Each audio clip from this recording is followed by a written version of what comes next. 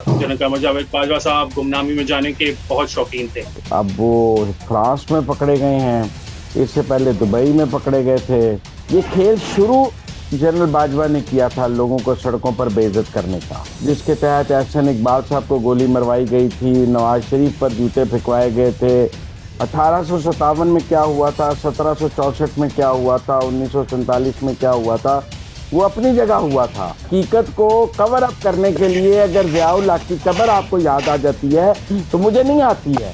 इमरान खान को परवरिश दी, या अचानक कल के मुजरिम आज के हीरो हैं कि लोगों की जमानतें होती है, फिर अंदर चले जाते हैं, फिर हमारा वो प्रेस कॉन्फ्रेंस नहीं कर देते। नोटिस लगे थे कि मरियम नवाज के नाम का टिक्कर नहीं चलेगा, कि जो गड़े मुखालफिन के लिए खोदे गए थे आज उनमें मुंह तरने डिग पड़े हैं।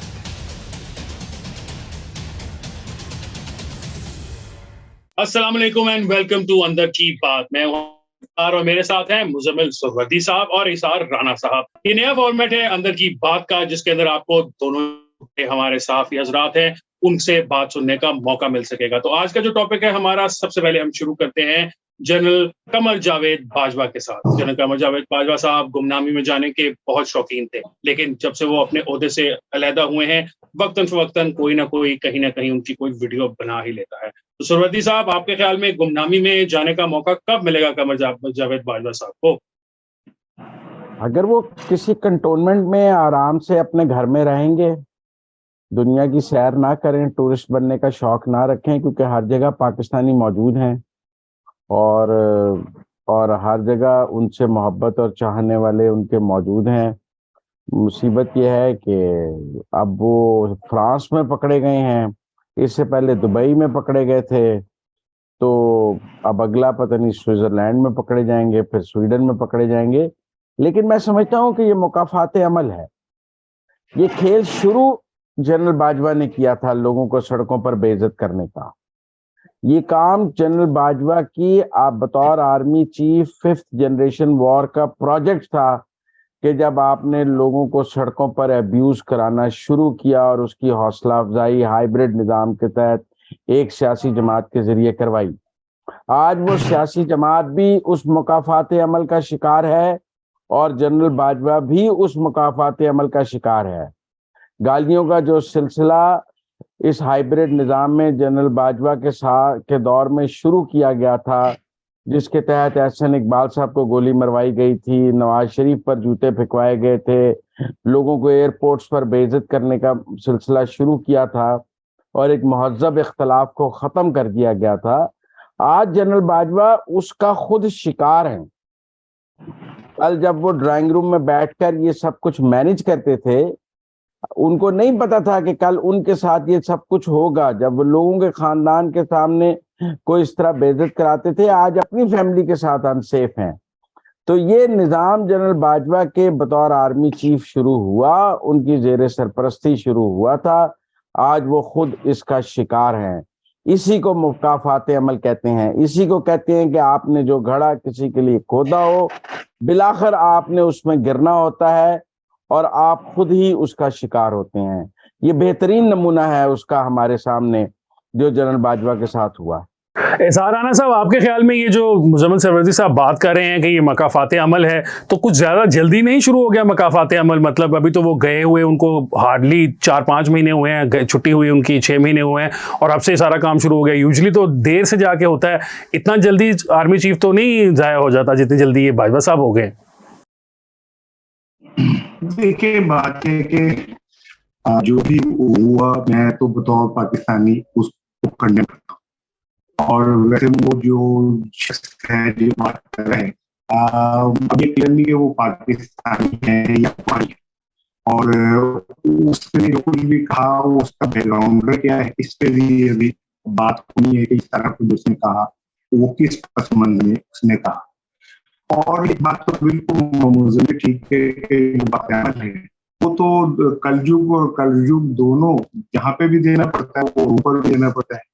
इसकी मिसाल मैं ऐसे दूंगा कि अगर हमने हाइब्रिड निजाम की तरफ ही जाना है ना, तो थोड़ा पीछे करते हैं। जाओ तक में एक मुंतखब वजीर आजम का तख्ता उठा और उसे फांसी दी, और फिर उसने अपनी गोद में बहुत सारे लोगों को पाला लेके, और उनको पाल के बंद किया, पाला पोसा और उनको पाकिस्तानी सियासत का इमाम बनना है।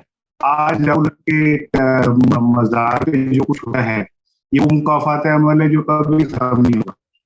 तो मैं ये समझता हूँ कि जो आप करते हैं वो आपको तो पता है, और ये खाली बादशाह साहब का मसला नहीं है। मैं तो अभी तक जरूरत तक आया अयूब खान से हूँ तो आपको अंदाजा हो जाएगा कि हर दौर में जो ताकतवर थे उन्होंने कुछ लोगों को पाला इस निजाम को मारे और मारने के बाद अपने पसंद लोगों को आज पाकिस्तान को माजी अंदर नवाज शरीफ को इस तरह लाया गया था और इसी तरह प्रवान चढ़ाया गया था।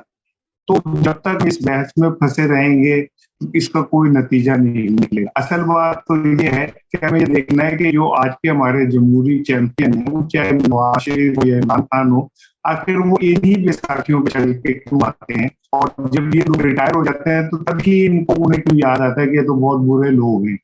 मैं इसकी मैं छोटी सी मिसाल देता हूँ कि बाजवा साहब ने इमरान खान को बचा और ये सारा कुछ किया, लेकिन हैरानी की बात तो ये कि नवाज शरीफ साहब ने लंदन से बाजवा साहब की एक्सटेंशन हो दी। तो ये सब चीजें वो मैटर कर रही होती हैं, और बाजवा साहब हो या कोई भी हो जो गलत। देखिए, मैं इशार राना साहब से इख्तलाफ करता हूँ।